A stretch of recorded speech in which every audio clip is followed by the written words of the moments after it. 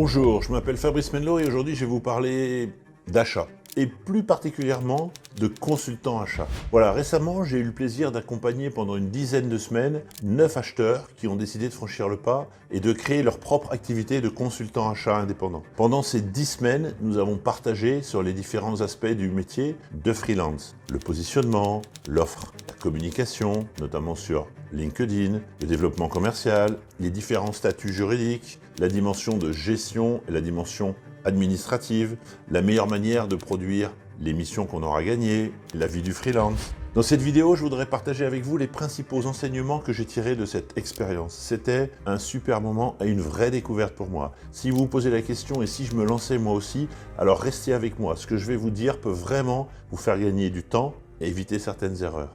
Ces 9 acheteurs avaient des profils différents. Certains étaient très expérimentés, d'autres confirmés. Ils venaient de secteurs différents, de l'industrie, des services et même de l'environnement public. Mais ils avaient tous un point commun, l'envie de prendre leur indépendance, de sortir du salariat et de créer un business autour de leur expertise achat. Certains s'interrogeaient, d'autres étaient prêts et même un ou deux étaient partis, mais avaient un petit peu de mal à décoller. Ce qu'ils recherchaient, c'était plus de liberté, un meilleur équilibre entre la vie pro et la vie perso, et surtout la possibilité de donner plus de sens et plus de valeur à leur métier. Le premier apprentissage, c'est qu'il faut absolument changer de posture. Quand on devient consultant, on ne se contente pas de faire des achats en freelance. On devient un entrepreneur. Cela veut dire qu'on gère son activité, sa prospection, qu'on va construire son offre, qu'on va identifier ses cibles, qu'on va définir des tarifs, qu'on va négocier les contrats et bien sûr qu'on va produire et livrer des missions. Ce passage de la posture de salarié à celle d'entrepreneur est parfois le plus grand des chocs. On passe d'une situation relativement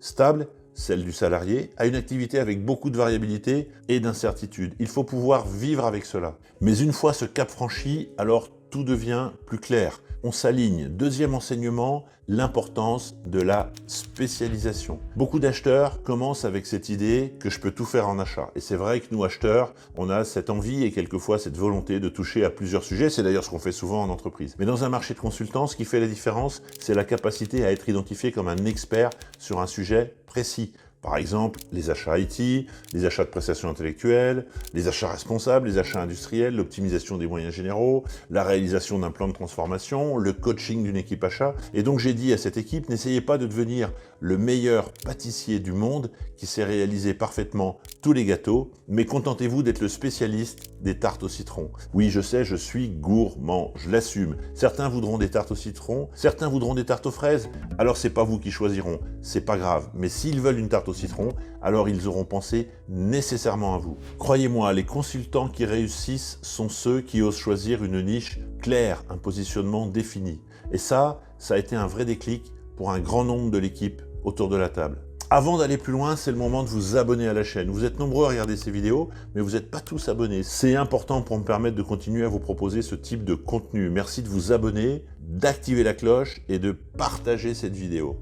Troisième enseignement, la peur de la prospection. C'est probablement le blocage numéro 1. La plupart me disaient « mais je ne suis pas un commercial, je ne sais pas vendre ». Mais en réalité, la prospection, ce n'est pas de vendre de manière agressive, voire offensive, comme le disent certains. C'est créer des conversations, c'est montrer sa valeur, c'est partager des contenus, c'est d'être visible sur LinkedIn et c'est d'entretenir son réseau. C'est un aspect essentiel. Une fois qu'ils l'ont compris, la peur a laissé place à ce moment-là à une vraie stratégie de partage. Quatrième enseignement, il n'y a pas un seul modèle économique pour le consultant achat. Certains choisissent de facturer à la journée, d'autres proposent des forfaits. J'ai même croisé des personnes qui proposent des abonnements mensuels. La clé, c'est d'être clair sur sa proposition de valeur et de tester ce qui fonctionne le mieux selon les clients, selon votre cible.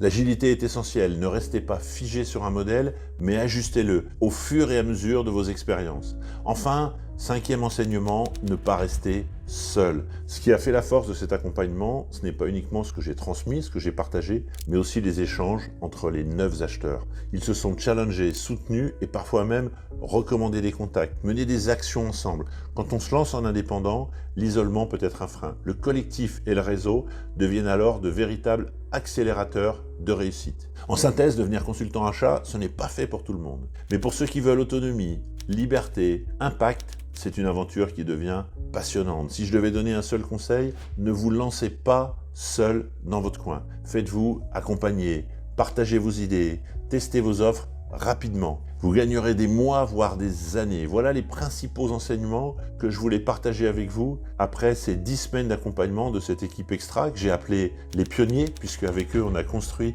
un peu ce que je vais maintenant vous partager. Si ce sujet vous intéresse, je publie régulièrement des contenus sur ma chaîne YouTube, celle-ci, et sur le blog apprendrelesachats.fr. Vous y trouverez des conseils, des retours d'expérience et même une formation pour passer à l'action. Et oui, parce que moi aussi j'ai appris. J'ai pris beaucoup de plaisir à accompagner ce groupe. D'ailleurs, j'ai décidé de créer un programme pour aider les acheteurs qui veulent devenir consultants achats indépendants, des freelances. Vous trouverez le lien en bas de cette vidéo. N'oubliez pas de vous abonner à la chaîne, de liker, de partager cette vidéo si vous l'avez aimée. Prenez soin de vous et si vous voulez aller plus loin, rejoignez-moi sur Apprendre les achats.